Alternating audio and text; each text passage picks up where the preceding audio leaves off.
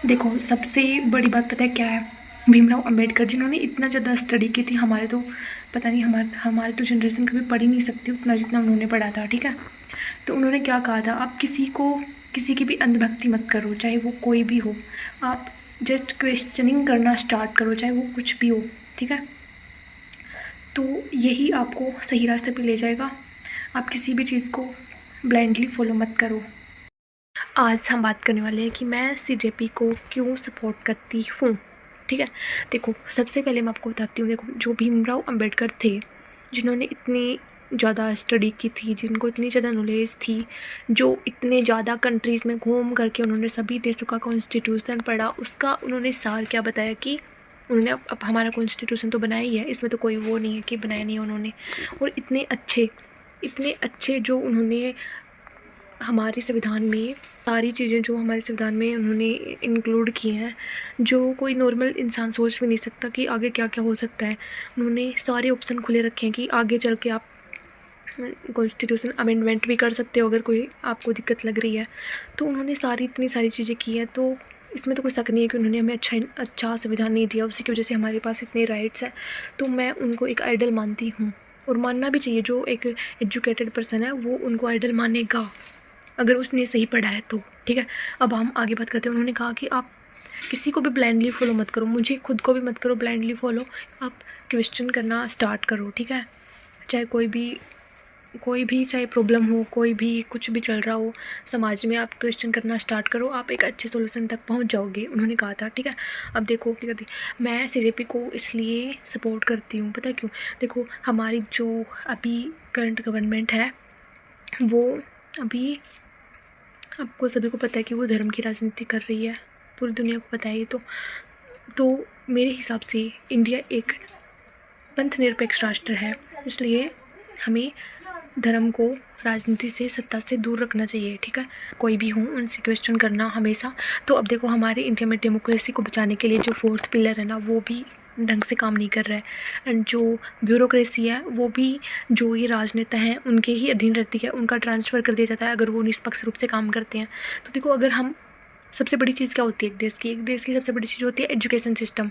वो ही उस देश की जड़ होती है। अगर एजुकेशन सिस्टम अच्छा है तो आपको विकसित देश बनने से कोई नहीं रोक सकता है ना?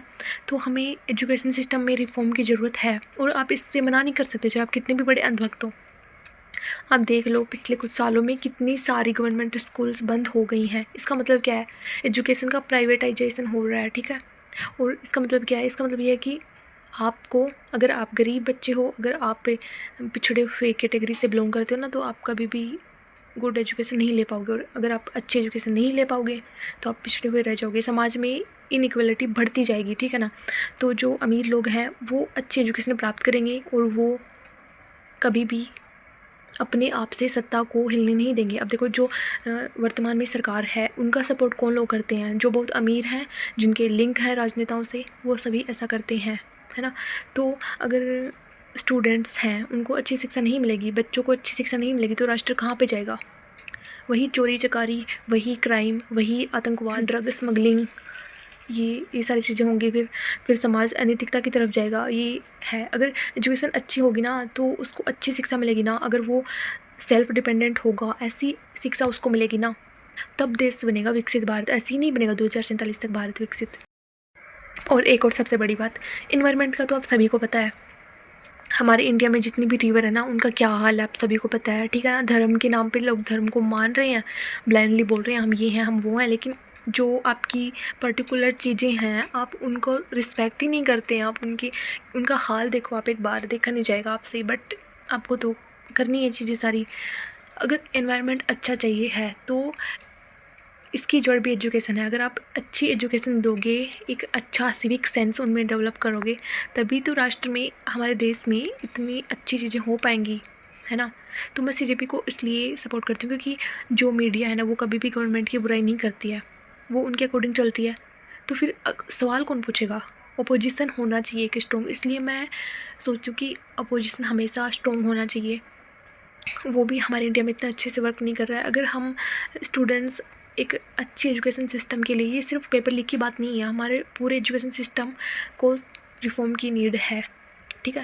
क्योंकि देखो हमारी एजुकेशन जो है ना उसमें रटन विद्या पे फोकस किया जाता है। मैं सीरियसली बोल रही हूँ, चाहे आप कुछ भी कर लो, रटन विद्या पे ही ध्यान दिया जाता है। अभी थोड़े दिन पहले एक रिपोर्ट आई थी यूएसए में, शिकागो में, कि इंडिया की 40% जो एजुकेटेड पर्सन हैं वो अनएम्प्लॉयबल हैं।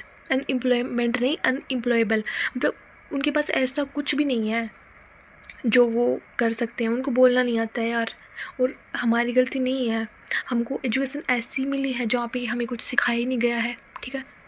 तो एजुकेशन रिफॉर्म की नीड है। अगर आप इससे अभी नकारते रहोगे ना तो फिर आगे आने वाली जनरेशन्स जो है ना वो, आप तो पढ़ा लोगे यार, अमीर लोग हो आप तो कहीं पे भी भेज के पढ़ा लोगे। ये जो समाज में क्राइम